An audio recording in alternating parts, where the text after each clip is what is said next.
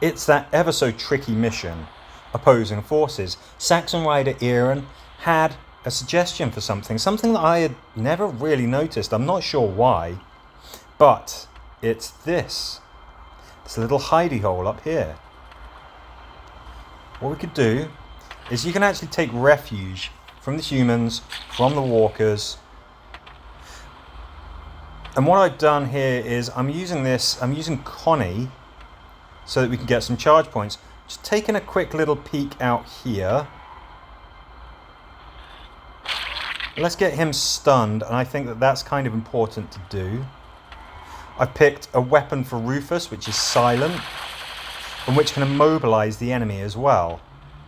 And we're on, I'm not sure what difficulty this is. This isn't as hard as it possibly gets, but it's definitely a good couple of steps up from where we were when I first did this video. And I've just been playing around with different characters, different tactics, but it's mainly this thing, this whole kind of, hey, did you know that you can hide up here thing? I didn't know about this. I'd never paid attention to this.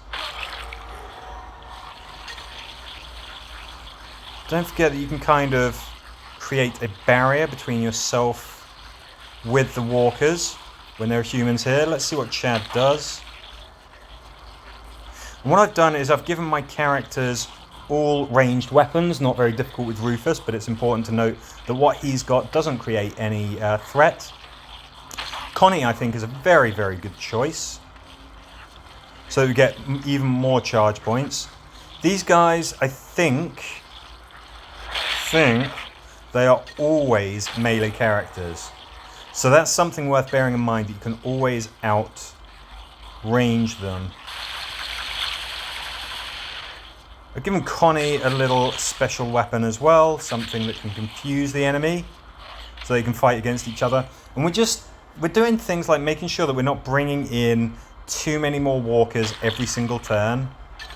We're being able to stay at something of a distance, even if it's not a huge distance, something of a distance every time that we're taking on these enemies. Keeping this locked, that whole take things at your own pace, that's always good advice. I might do this again on some higher difficulties. I don't know if I'm going to get to those. I'm actually on holiday at the moment, so I don't know how much No Man's Land I'm going to get in. Got Overwatch there. Again, no having to rush. If we can confuse these guys, we turn them into enemies as well. It doesn't look like they can reach anything. Hey ho, that's fine.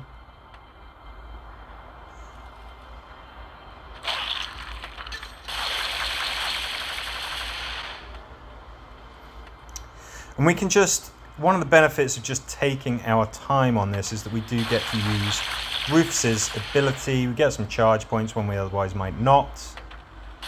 I really think that Connie's a good one as well.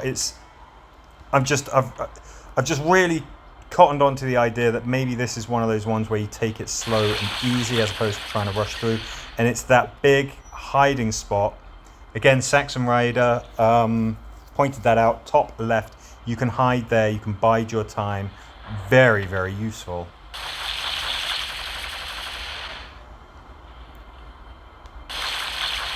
If we're shooting with a quiet weapon, hey, we're not bringing on any more trouble. When threat counter hits 0.